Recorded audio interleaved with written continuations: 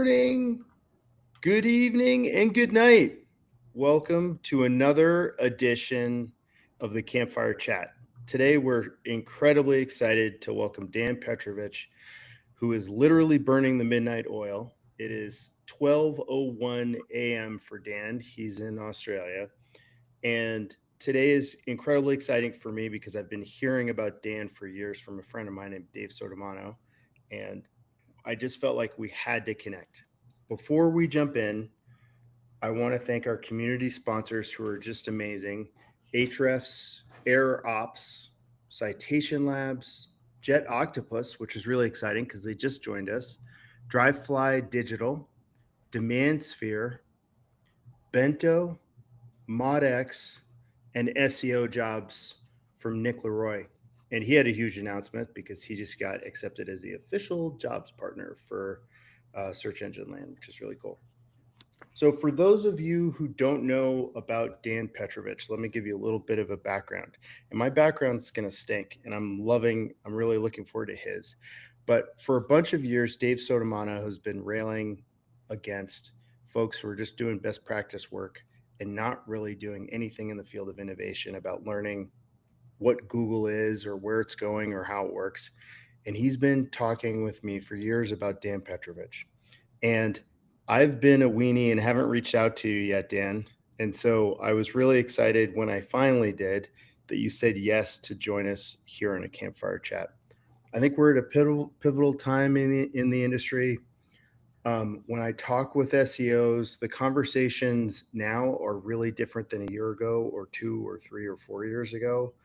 You know, that storyline arc is one of going from huge amounts of hope about the future, loving amazing salaries that they were getting, opportunity and growth, to one of just like quiet, huddled fear and night sweats, right?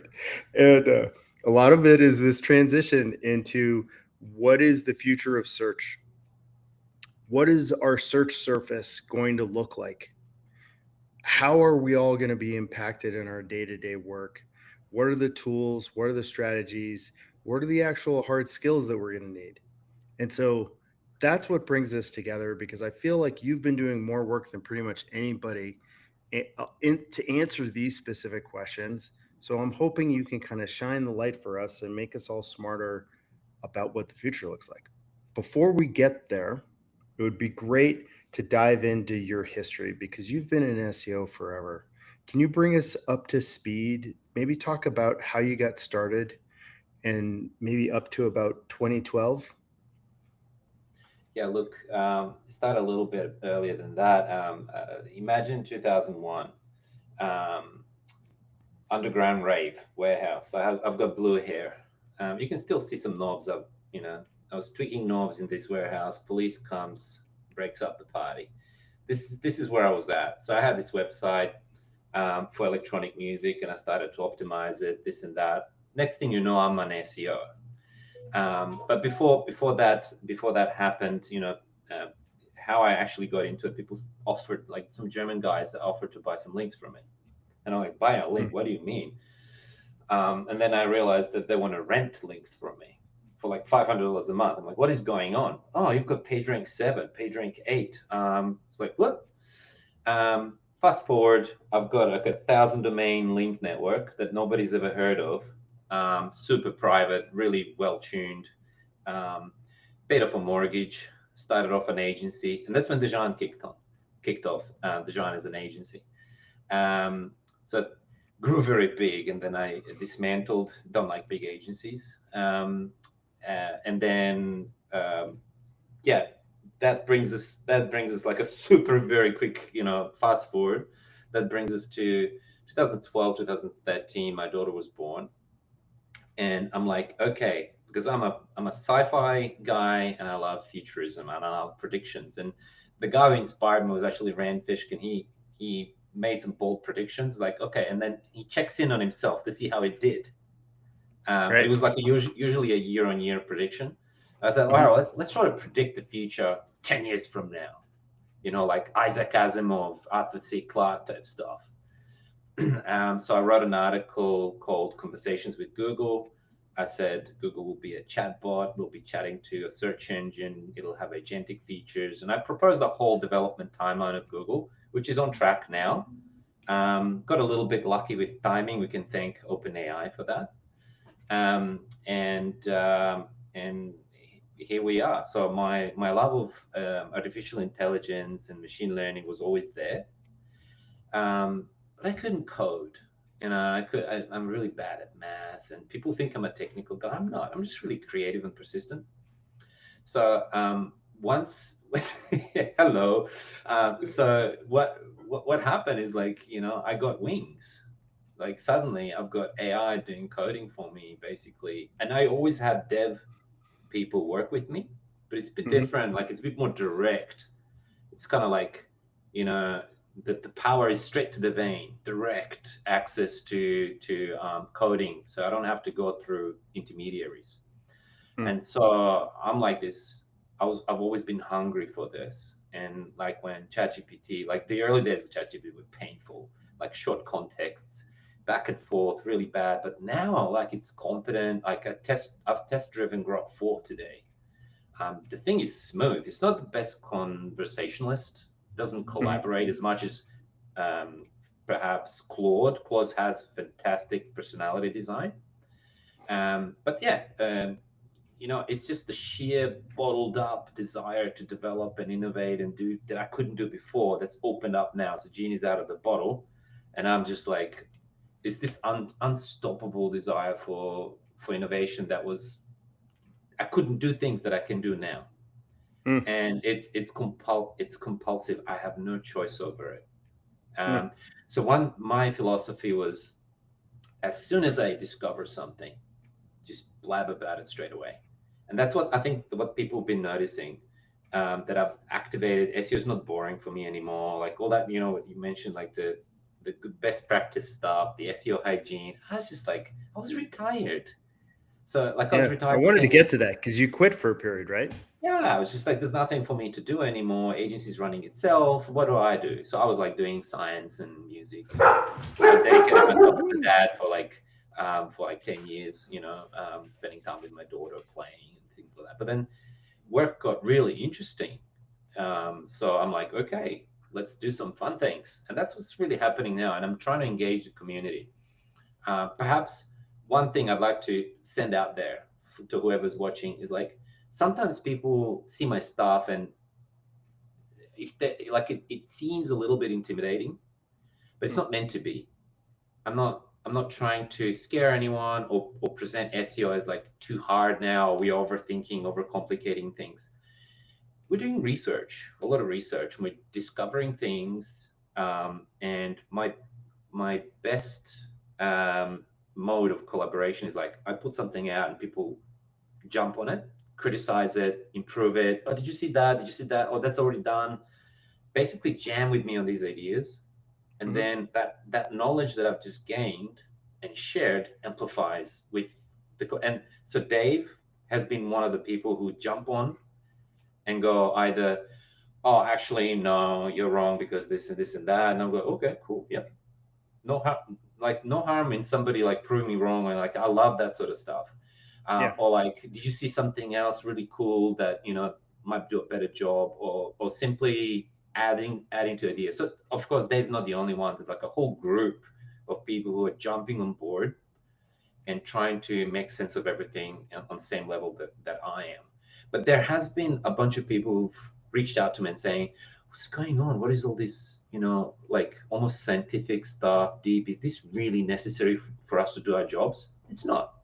You can still do your, traditional SEO, but it's like, there's this very lucrative area to look into, like LLM interpretability, mechanistic interpretability, which is one thing that I'm really tired of, is like us worshipping these Google algos and like gods, and praying to them and fingers crossed kind of mentality, passive observers, non-playing characters in the game. We now have the ability to actually participate, to engage, to understand the models on the very, very low level. The data is there. Yes, it's a little bit chewy. The subject matter is a bit chewy, and there's a learning curve. but the reward is there, and it's really, really exciting. That's my take on like where we were and where I'm at now. And so stuff that I'm putting out recently may seem a little bit random and hectic and overly technical, but it's not. I have no background in any of those things. So it's like I built up my knowledge of machine learning within 3 years. That's it. Okay, so let's take us through your agency's arc a little bit. When I looked for your content and I looked at a lot of the decks that you've presented in webinars, it was around links and link building. That was like a lot of your old stuff. Was links and PR, was that core to agency services for you historically? Yeah, made us a lot of money. Yeah. We still have a link building team. We work with journalists as well. Outreach is not gone. Outreach is still a solid element we rely on. But over time, we started off primarily before the agency. Like I said, we had like a link network that was probably the most profitable business model I've ever had. Yeah. And then I really wanted, like, I didn't believe in that to be the long-term solution. I was actually wrong. I should have just continued. I dismantled that a little bit too early. But anyway, so I wanted a proper agency. So we transitioned from the link network to link building, from link building to tech SEO, from tech SEO to PPC and everything else that we wanted. Like, and then we ended up being a strategy first agency.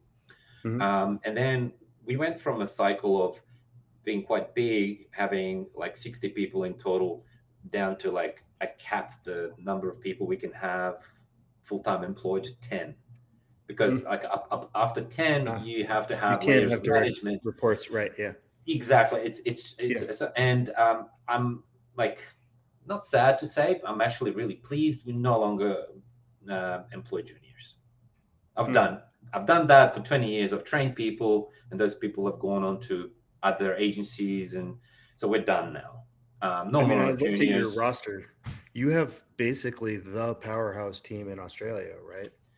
I mean, Yeah, I saw a bunch of folks on the team. I was like, whoa, I didn't know they were there.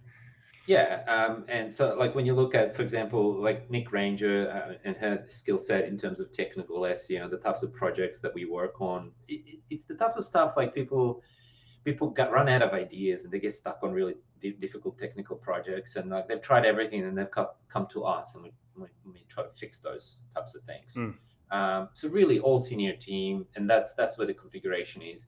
The work is really hard and really difficult, and we don't have the luxury of a production line pipeline, because a lot of projects that come our way are always bespoke, always custom, always like some specific thing.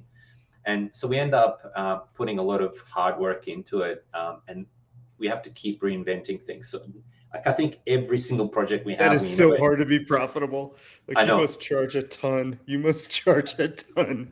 Yeah, we do. We're not cheap. But what happens is like every time we complete a project for a client, we end up with 1, 2, or 3 new tools or processes or workflows. So the amount of development we've had in the last, I'm going to say 3 years, has been phenomenal.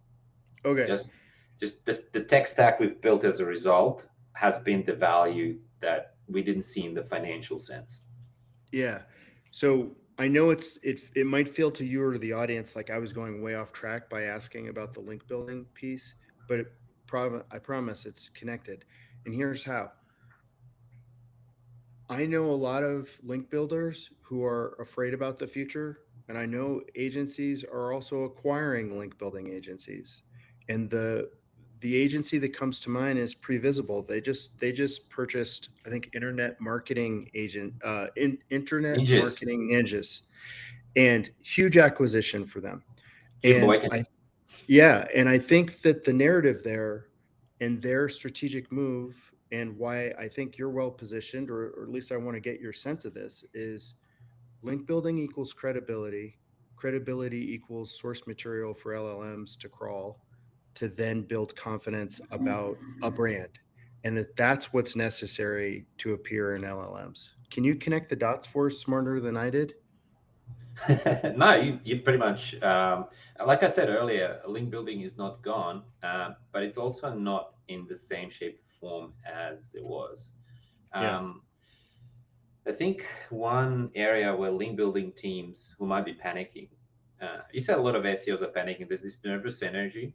Everyone's putting on Yeah. a brave face and trying to look confident, but there's this underlying sense of nervousness and fear, like you mentioned. But I think we're at a historical moment in our industry, and I'm not scared. I'm really excited about everything that's happening because, and I'm gonna probably take a page from Mike King's book here, and he says, and we align basically on like SEOs have not been valued enough, and this is our chance to shine now. We do a lot more than people give us credit for, and now it's quite obvious. Once we take ownership of AI visibility, people are going to go, oh, okay, SEOs, these guys are now worth a lot more to us because of what's coming. And SEOs, like AI is really hot right now. And that's a bit of a risk as well. Mm-hmm. But Mm-hmm. anyway, back to outreach teams. I'm going to call them rather than link building teams. I think naturally these teams are really well positioned to seed content on the internet, and they don't even necessarily need to get links anymore for as long as they get the right type of content seeded about the clients that will influence the LLMs. However, there's a huge disconnect in what people think that they need to do and what they actually do with this type of outreach practices today. Um, the truth is that nobody really knows. And that's one of my primary areas interest right now, focus. Which buttons do we press to get LLM to speak favorably about our clients' brands? Yeah. And that's an oversimplification. We could talk for 3 hours about this topic. So mechanistic interpretability. I want to go deep there because I feel like that's the question that we're all trying to answer, and people just don't know how to experiment around it. Yeah, So I want to dive into like how you actually, I mean, one of the things that I love most about these conversations is learning how the smartest people in our field think and how they approach the work and how they mentally think through things and problem solve. So take us inside the mind of Dan Petrovic. How do you think? How do you approach problems? How do you approach this experimentation? yeah. So there's two types of models. There's open source models and there's closed source models, the commercial models. So we've got open source stuff like Gemma, which is fantastic. Really grateful to Google for that. Gemma, Mistral. We've got great models coming out of China. China's been fantastic.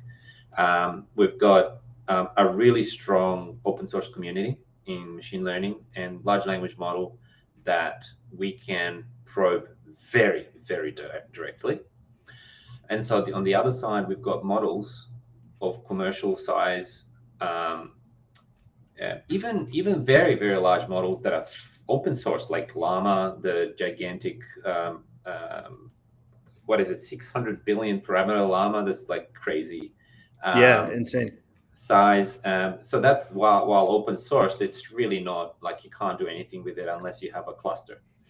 But let's call it Grok, Claude, Gemini, and GPT.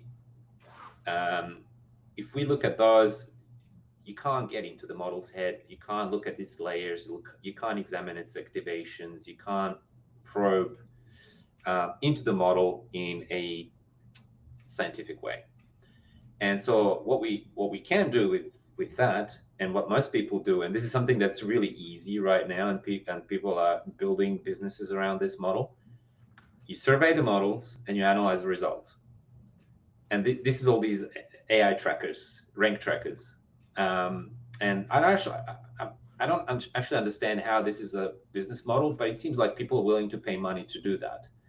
I figured like That's just the script that runs. You just prompt your models once per day or once per week, and then you collect the data and you do natural language processing. But like not everyone is hungry to develop all that internally. So that there's market for that type of stuff.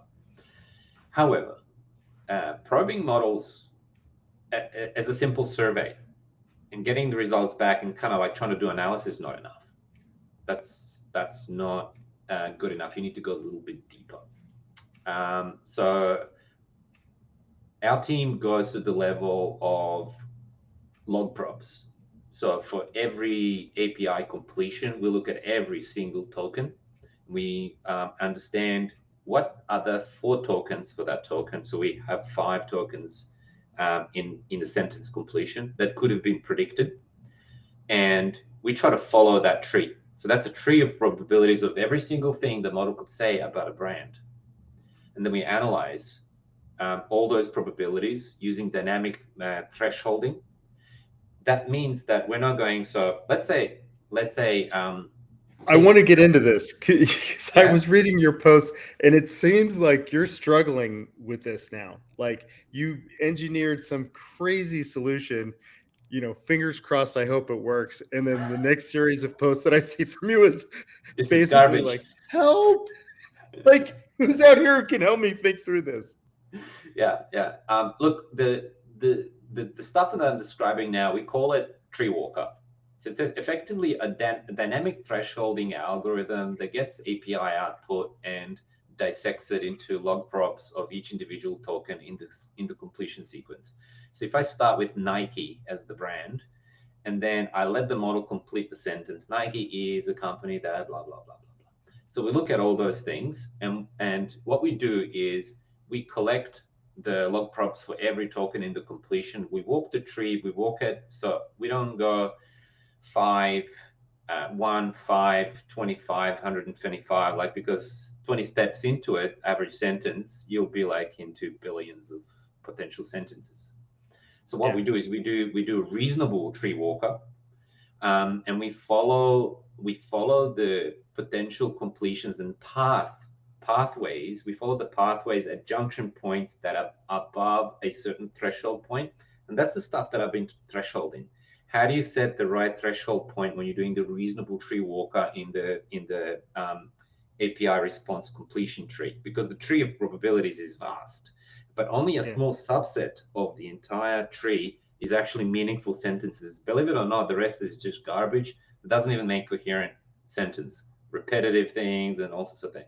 So the next step in this closed source model that we do is we look for high entropy and low entropy points. What that means is low entropy points is like when model was always going to say what it said. High entropy points is like model could have said one thing or the other about your brand. You could have said one product or the other, one service or the other, or 3 different things with a probability of 30%. And so we look at those, we look at those weak spots. That connects with the link building team's work, with the outreach team's work.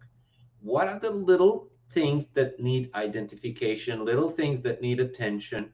Because what you say at that point will influence the completion of the entire sentence after that. And what is it that model is not confident with? So this is now done without grounding, because you're not getting RAG pipeline into the model. Model is giving you the answers out of its head, right? So this is There's going to be pre-training a plus portion of fine-tuning. people that don't know what grounding is. So can you just define that so that everybody gets smarter? Yep, cool. So grounding is effectively providing search results to a model before the model answers your question. Simple as that. So it gets to see search. And grounding can be done in different ways. You could provide URL context, you could provide your internal data, documents, this and that. But in terms of AiMode and AI overviews and Google, the new version of Google, and even GPT, when GPT provides answers, it grounds its responses. Each paragraph, each passage is grounded with an external resource. Google does it, it's a little bit of a specialized topic. Google does it in reverse. They do the generation and they plaster the citation on top to make it look legit. But what they should do is really generate from search results rather than patching it. But Yeah. that's a separate topic. I'm critical of Google doing that. That's not the right way to go about it. They know that. I know that. They know that. I think they might fix that in the future. Where am I going with this? So grounding, yeah, grounding is providing models with real world data, so they don't have to rely with their internal memory of the world. But I'm interested in not just so your traditional SEO influences the grounding data, but I'm interested in changing models' opinion about a brand internally, viscerally, natively within the model itself. So if you switch off the internet, the model knows the brand. So this is where these little brand surveys come in handy, and tools like we have a free tool that we published for everyone to use, AI Rank. And so that tool does two things. It asks the model, what does your brand do? And then it lists the top 10 things. And then we ask for the things that you listed, what brands can you think of? And we collect the results and we measure the position and we measure the frequency. We normalize those two values and balance them out and come up with a weighted score that is like the concept, the entity of the brand visibility in that context. So that's just bidirectional model probing. So we're still in the realm of opaque black box models. This is as far as we can take it. Natural language processing, probing, probabilistic analysis, tree walker, some really clever stuff when you think about it. The way we cut the tree to only the branches that are meaningful and analyze that data, and then give that intel to the link building teams and outreach teams to work on. It's way more efficient than just flailing about at random. Just like I just do some stuff, link builders, do some stuff, outreach people.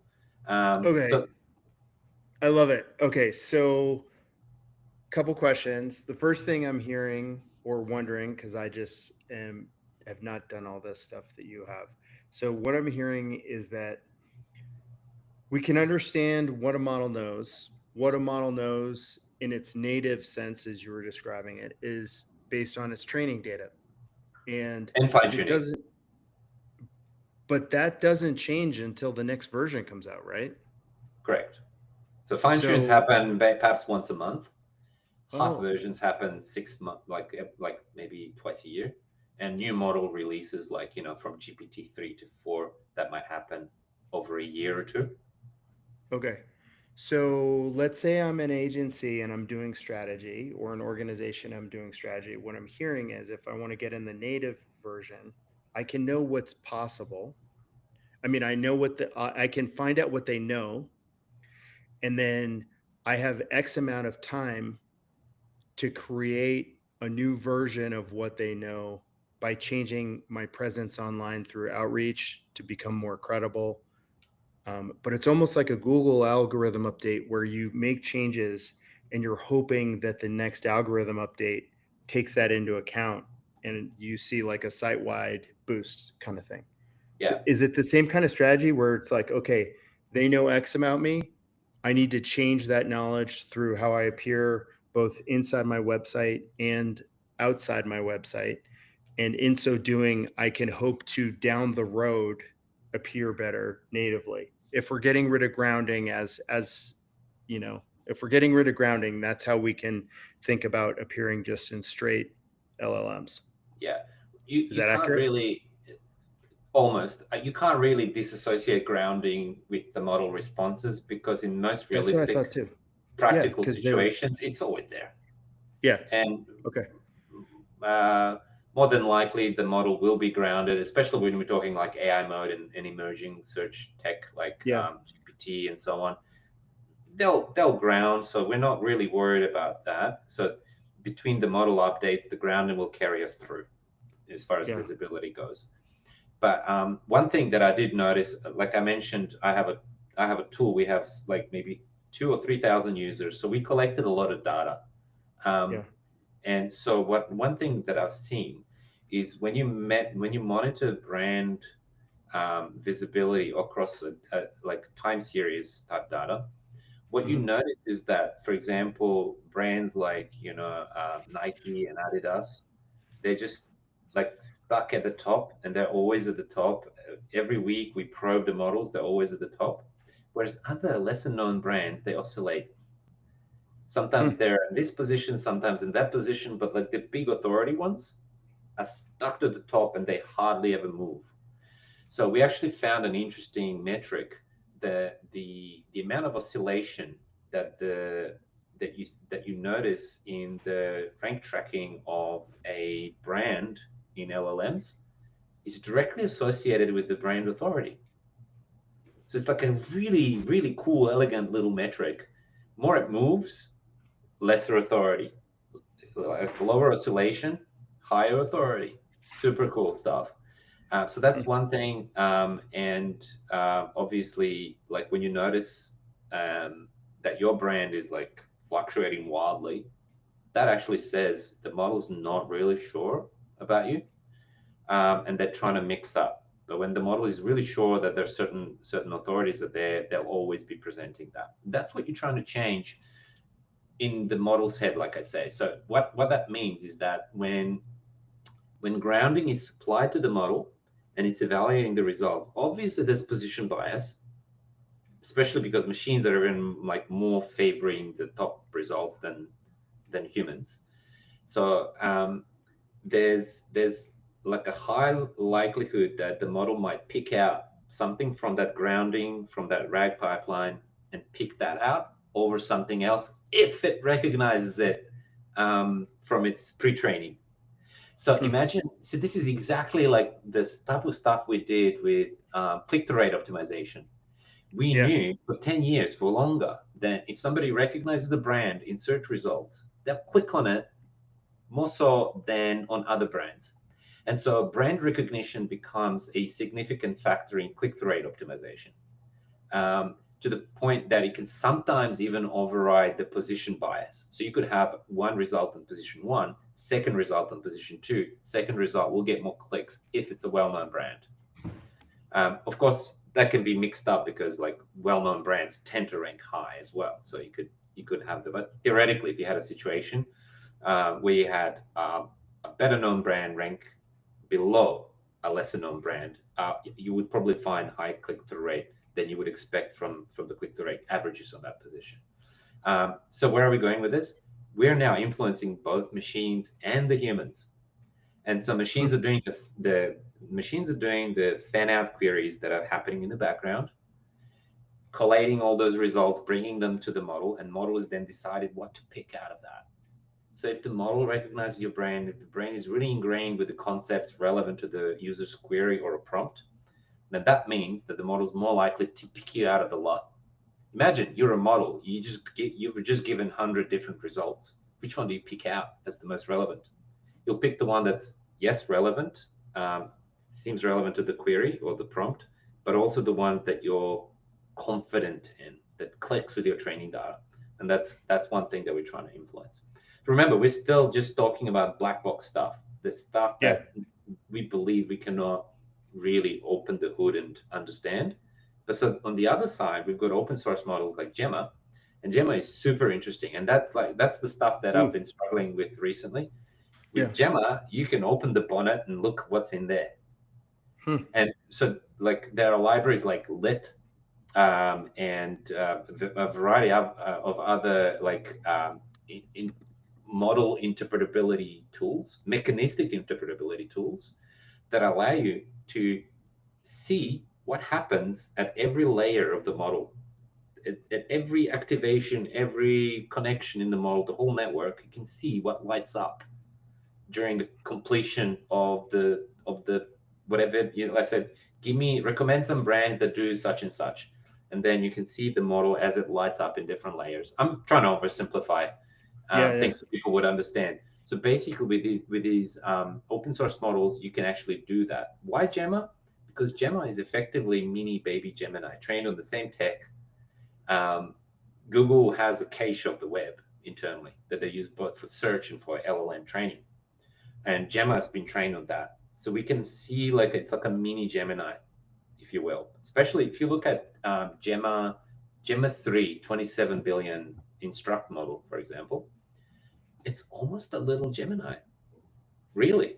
I would say that model is more powerful than the Gemini we see in inbuilt in Chrome. Can you, I mean, so getting ready for this talk last night, I was supposed to be researching you and I ended up jumping into Google's AI Studio. Hmm. Maybe Amy, can you share that link with folks? Um, and I was trying to understand query fan out.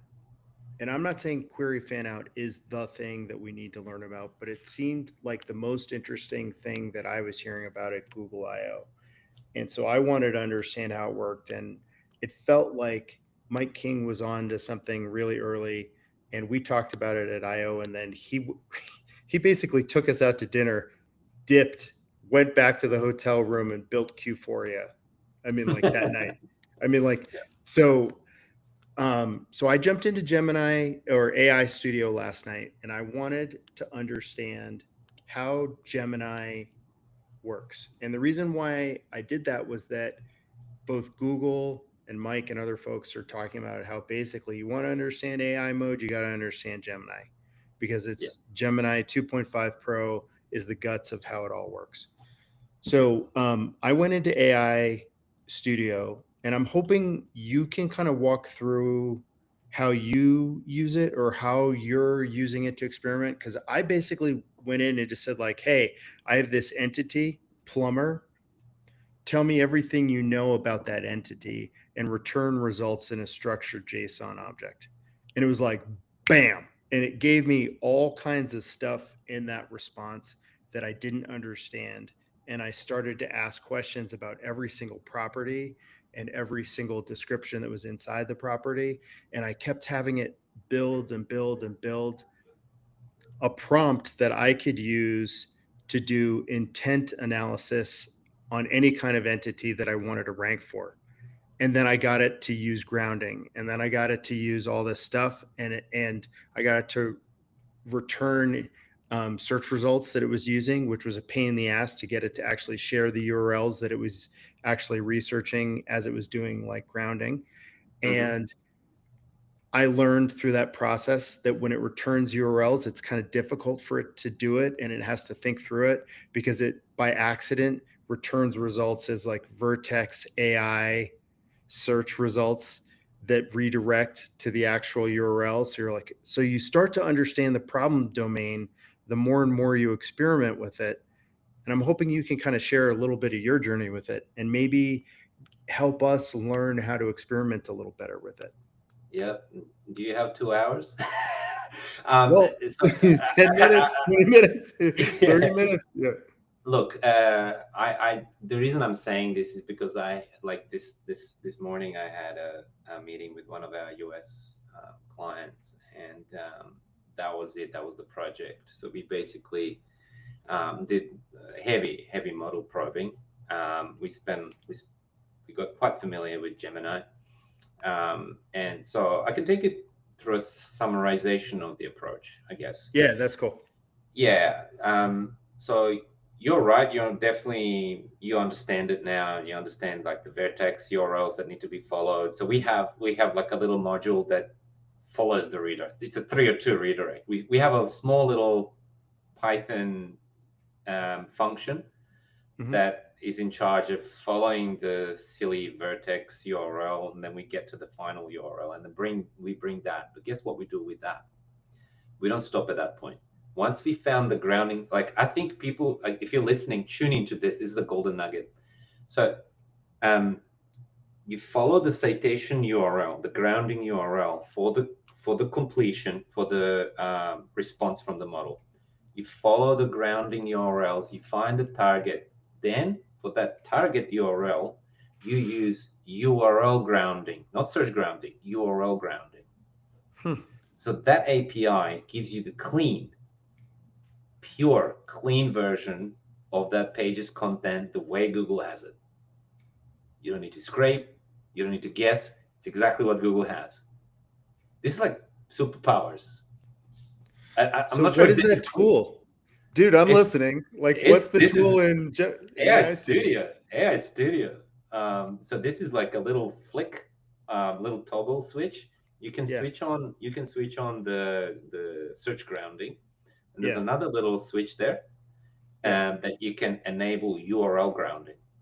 Yeah. So like if you switch off search and you enable URL grounding, you can paste a URL and say, get me the content from this page, and it'll give you the content from that page verbatim. If you say, give it to me as JSON, it'll give it to you as JSON. So it's like scraping, except not. You just pay for the API call. So what I'm doing is I'm just jumping in the middle of the process for some reason, but I think it's a really interesting. People love little actionable things like that. So like basically you get the citation, you follow the redirect, you find the grounding URL, and then you get its content. But let's wind back. So competitive analysis. You start with your primary brand that you're working on, whether it be a client or you're working in-house. And then so what you do is you use the URL grounding tool, and you get the content from the homepage of that website. And then you do that same exercise for your 9 other competitors or 10 or whatever. So you have a group of competitors that you've scraped or extracted the clean Google cache content for each one. And so this is what Gemini is really phenomenal at. So you can, because it has a 1 million token context. So you get all those pages. You structure them so it knows what's what, which brand. And then you can say, give me a list of aspects that these brands are pushing on their homepages, things that are really important to them. We are cheap, we are the best, we focus on this service, we focus on that service, we focus on that product, and so on and so on. So you can go back and forth, jam with Gemini, like until you refine that list. But once you have that list, what you do then is you then structure a model probing thing that analyzes each one and builds you basically a feature importance matrix. So you can look at each brand's prioritization and things that they care about. So you marry that in the next stage with the stuff that you've done through prompting. So for each brand, what does Nike.com do? What does Adidas.com do? So you collect all those completions, and you get raw responses. Do 10, 100 for each brand. So you basically do natural language processing on the response of the model on each one. Things that you can do with that, you can do named entity recognition. Great model that you can use for that is Gleiner.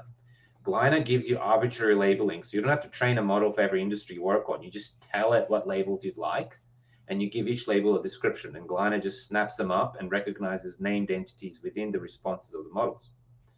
So that's one thing you can do quite easily. And the other, so that's part of our pipeline, actually. I'm just literally describing our pipeline. So another thing that you could do is you can do pretty straightforward sentiment analysis, how models think about different brands. You can extract all the citations as domains and the URLs. And guess what those URLs are? Once you have, let's say you do 100 completions for each brand competitor, and you compile this vast list of grounding URLs. That list is the prospecting list for your outreach team. Let that sink in. So basically, you built yourself a link building or digital PR list with no human work involved. You've basically just been probing models, collecting citation URLs, following them, and getting like your list is done for you. It's an amazing opportunity. And this is all, you're not doing any black hat, you're not breaking any guidelines or rules. You're just following the rules like everyone else, paying for the API calls, and getting a huge amount of insight out of that. So yeah, I'll probably park that idea for now, because there's a lot more to talk about. But yeah. Okay, we got some questions coming through the audience that I've been neglecting. So let's get to right, let's get into it. Now that the buzz has died down, how do you feel about Google's leak now? Do you think user behavior metrics will drive AI rankings as well, or will mentions and coverage, etc.? Yeah, I forgot about the leak. Yeah, that's like one of those things. I try to I've been honest about it. I try to stop the leak. I try to shut it down because you don't tell Google that you have it. I was Yeah. gonna circulate it discreetly throughout the SEO circles, like trusted circles, but um, it just got out, like the genie was out of the bottle, and I was like, all right, let's do it, let's jump on it. So I spent I spent 3 months analyzing the data before it was leaked publicly. And I have a search engine for it. I have some original data. I spent a lot of time thinking about it and looking at it. But ultimately, what I found is what I already wrote about. There's an article on Moz that's called, I published long time ago, that's called User Behavior as a Ranking Signal. At the time when I published that, some people were like, "Oh, this is really cool. Maybe it is, maybe it's not." I'm like, "No, it is. It is." Chrome, Android. Type in histograms in your Chrome URL. You'll see all the data that's being sent. Every click you make, every copy, every swipe of the text, every button press, every single thing is zipped up and sent to Google, unless you untick that button saying, "I don't want to send it to Google." Yeah. So I knew that. And we looked at that with Cindy Crum. We looked at histograms with Cindy Crum. Yeah. So basically, I proposed that idea, and Ren Fishkin's been talking about it, and he's been ridiculed, and people were laughing about, and then suddenly we find it in the source. User behavior signals, and yeah, they're there, and they're in Google's DNA. You can't just rip it out. You can't just patch it up quickly, because that's how it works. Chrome is important to Google. User behavior signals are very important to Google. I am doing the same things to improve user engagement on the website that I did before. Nothing's changed about what I did. I'm just so happy that everything that I've been saying has been validated. And I had the biggest "I told you so" moment of my SEO career. But I kept it cool. I didn't want to rub it into anyone's face. I was just like, yeah, I'm happy. I was on the right track. I didn't waste anyone's time. I didn't burn clients' money. We were doing the right things the whole time. So it's like a super nice validation. That's what I take from the leak. There's probably some good stuff in there that I could still play with. But that's all Gen. That's the ball of yarn Google with a lot of band-aids on it. The mess. No, they call it artisanal algorithm. It's just a bundle of messy stuff that nobody at Google even understands.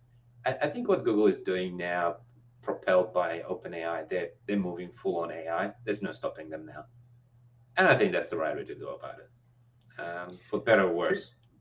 Here's a question. You could keep this answer. This could be a yes or no, but you can go into detail too. Sure. Are you cool with folks taking this transcript and having ChatGPT create a few SOPs, frameworks, directions, etc. with it? Of course, everything that I've ever said has been. But what I do request is that people give back. Yeah. Don't just like share it, take it, but share it, ping me with some cool ideas. That's the expectation. Like I think one thing, especially I guess maybe we're like the older generation, the younger generation keep talking about these like engagement, user engagement, social media, LinkedIn, I think in particular. It's like, oh, my engagement, audience, like they're just like constantly hacking the algorithm, trying to get views and trying to get like, oh, people not putting URLs anymore in their posts, they're putting them in the comments, doing all these ridiculous things for engagement. Why are you engaging? What's the outcome? What are you trying to do? Are you selling something? The only engagement that means anything to me is if you comment on my post with something critical or meaningful or contributing to the idea that I'm sharing. Exchange of ideas. Oh my God, forums. We used to do that on forums. Remember that? What happened to that? I never joined Warrior Forum. That was, early on, I probably joined Moz's forum because There was SEO something forum. There was an SEO. I forgot what it was called. There's all kinds of them. SEO Warriors. I don't know. But I'm not talking just forums for SEO. I'm talking forums in general where people early days of the web, we would jump on and exchange ideas. For me, it was disc golf. I was in this disc golf forum where the disc golf, this website, what was it called? I don't remember. It's like DG something, where they had course maps for every disc golf course in the world, pretty much, and they had reviews of all the courses, so you could plan a trip. Like Amy's planning a trip to go see wooden trolls. For me, it was like, oh, I'm going across the country. I'm going to play disc golf as I go across the country. Oh, dgcoursereview.com. Yeah. So yeah, forums were a thing, and they still are. I mean, they drive a ton of traffic and a ton of visibility, and um, like the local search forum is a key competitive advantage for the agency that I work at, Sterling Sky. Um, so I know they even, you talked about them historically, but they still matter Yeah, I for mean, rankings. Reddit's kind of taken over as the Yeah, a bit. world's forum for everything. Yeah. Um, but the point is, do what you wish, but do contribute and share, and don't be shy. Like if I post something, um, jump on and exchange ideas. Some people have been pretty cool. Like, oh, what is this? I don't understand this. Can we? I've been jumping on calls with some of the SEO people. Just like, hey, can you? I'm really overwhelmed by this whole AI stuff. And we jump on a call and help them get on the right path. It's been really, really rewarding. Community's been great overall, except for all Can I? these new acronyms that really annoy me. But Oh, yeah, yeah. I can't stand it either. Can I show you a prompt and maybe you could tear it apart? sure. I think this might be fun for folks who are learning how to build prompts. Um, so I built this in AI Studio and I pasted it into other models just to see how the results would be different. Um, I wanted to know about intent, and I wanted to start with an entity and then break out to understand the intent. And then I wanted to understand how the model was getting its source material. And this is probably too small for everybody. I don't know how to make it bigger. You're a world-class knowledge architect and user intent specialist. Your mission is to generate a comprehensive, structured analysis of the entire user intent domain for a given entity, grounded in live authoritative sources from the web. And I how do you like to start when you're building prompts? Like, do you always start with role? Do you never use role? I I have a thing against getting models to let these very large models to do very simple things like query intent, for example. So a prompt like this for me wouldn't actually exist at all. Tell me more. Um, So I'll stop sharing. so basically, what you just did in there would be a prototype for me Yeah. to jam out some ideas with a very large model. Yep. Then what I do is I train a small model to do one thing Yep. and one thing only and do it Yep. really well. And people are like, oh, he's building machine learning models now. This is way above our, like what we know, what we're supposed to do. It's not. I can't code Python. And there you go. I made a model. Yes, of course it does. It's a little bit of a learning curve, but the reward is there. So I'll give you the one recent example. So what we did is inspired by Gleiner, the named entity recognition model, where you can assign arbitrary labels. I built a model that can basically take arbitrary label schemes. So you can say branded, non-branded, informational, local, navigational, whatever. But then you have you have finance industry, and then you go credit, this and that. So you can give it any types of labels, and you give it a description as context to that label. So my absolute favorite model to build on top of is Microsoft's DeBerta V3. So DeBerta version 3, and I think if you have even a modest GPU, or if you want, you can train these models on Google's cloud or whatever. It's like a super powerful model that you can train in one day on What some is good it? training What's data. the model called? I'll look it up It's and called share the link. DeBerta V3. How do you spell that? DEBERTA. Okay. V3. Okay. Yeah, Cool. DeBerta V3. Absolutely fantastic model. Great for fine tuning further for classification tasks. Cool. It's just an incredible little model. And so basically, what I'd do is that prompt you had, I would get Gemini to, I would do that to create some training data for me. So basically, I get Gemini to create synthetic data set with already things labeled. And once I have that, I train a tiny little model. So next time, I'm not wasting money on API calls. I'm not doing anything gigantic. I have a tiny model that runs on my computer, and I just go, prrr. Within 1 minute, I've just classified 10,000 queries. And so that's the approach. So you mentioned earlier that you have learned all this stuff in 3 years. Take us through that learning journey. Like, how could someone else get started on the path? How could someone do it efficiently? I guess it would be the hardest question to answer, I guess. The good news is you don't need 3 years anymore. 3 years took because the models were really dumb at the start.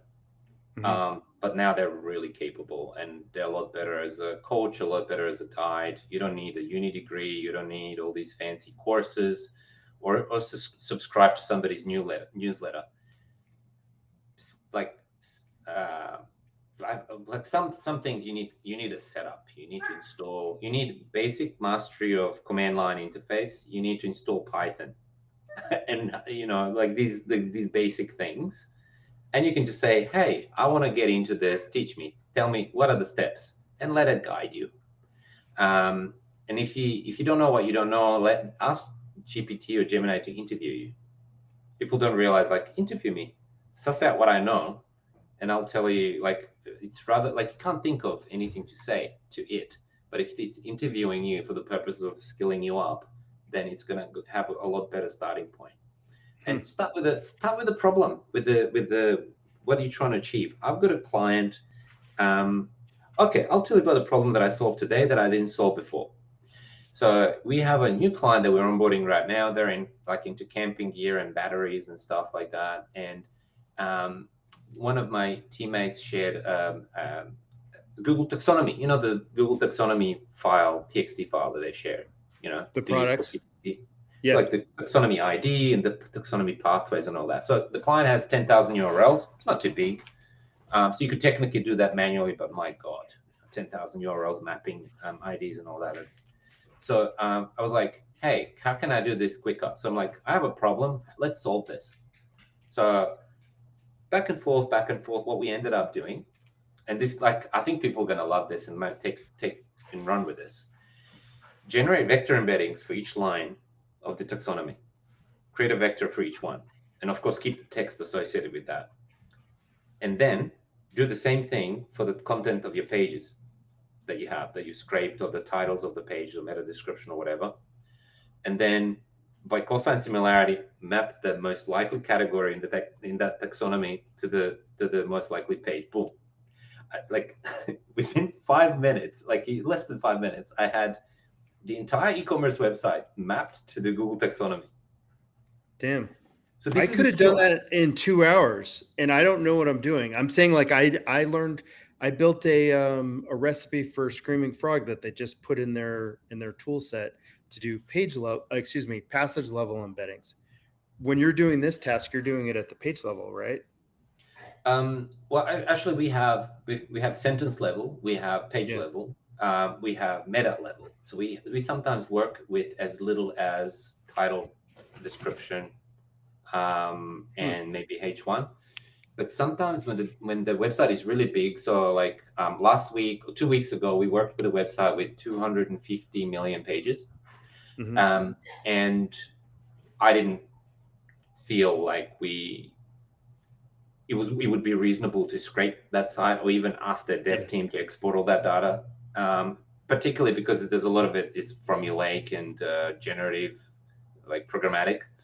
And so what we did is we analyzed, because the URLs are nice and descriptive, so that's lucky. If they're just random numbers, that you can't do this. But you can effectively, what you can do is get the sitemaps, download everything, store all the URLs in database like SQLite or something like that, and then extract the keywords from the URLs themselves, put that into vector space, and then map things together. So basically, URL semantic URL context and then mapping. So so like what you just said would make Hamlet Batista smile from the other side, right? I mean, do you remember his challenge? Like, what can you do with URLs? Yeah. And Yeah. John Murch and Dave Sotomano were doing this crazy stuff, extracting meaning from URLs. That's amazing. And SEO Community has embraced semantic search and vector embeddings to the point where it's become a gimmick.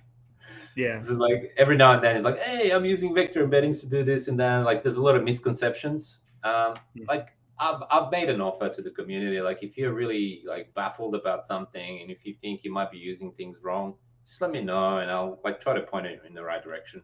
People are, I think, romanticizing and giving semantic similarity, cosine similarity over vector embeddings a bit too much power. It's just one metric that you need to use with common sense and in combination with all the other things that you have, including heuristics. That was a great idea that popped up. Let's do site migration based on vector embeddings from old URLs to the new ones. When I tried to actually implement that in practice, it didn't work. For many, many reasons I'm not going to go into, but like what it ended up being an aiding factor rather than the deciding factor. So it was like a recommendation improvement score.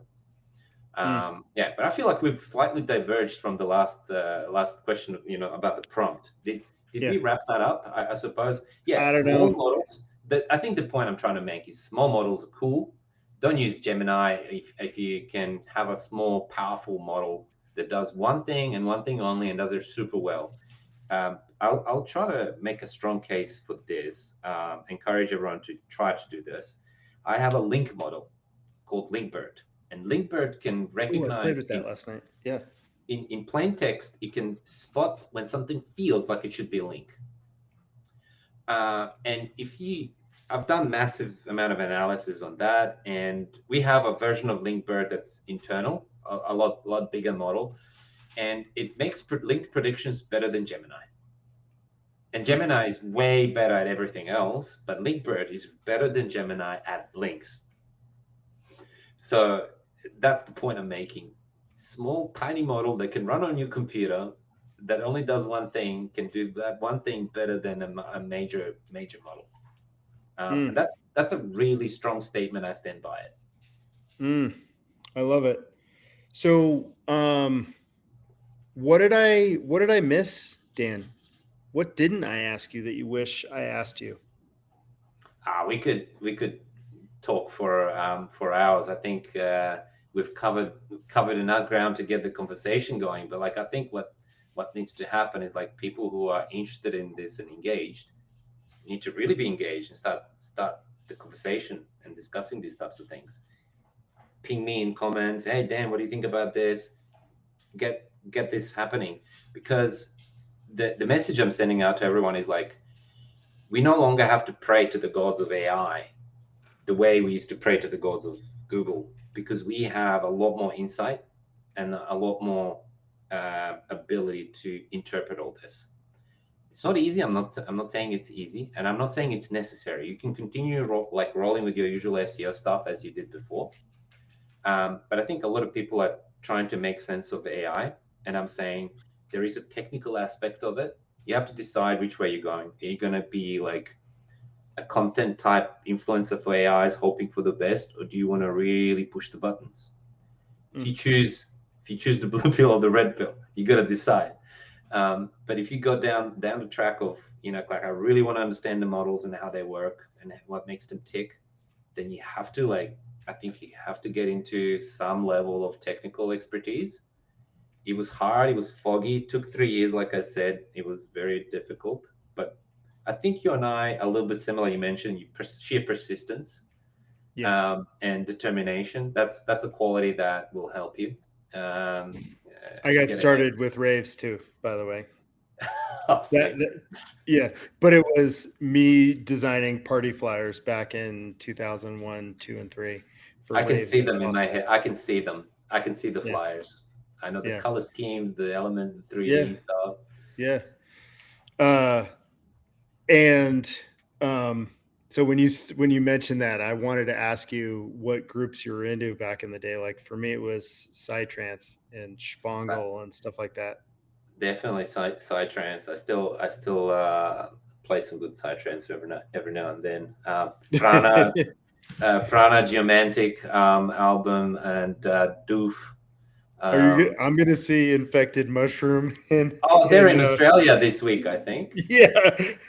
I saw Spangle. Well, actually, it was just Simon Posper, but I saw him do 2 nights in Denver in April, and it was Yeah, just an amazing show. I was front row center, and it was after listening to them for 25 years or whatever. It was pretty amazing to see him.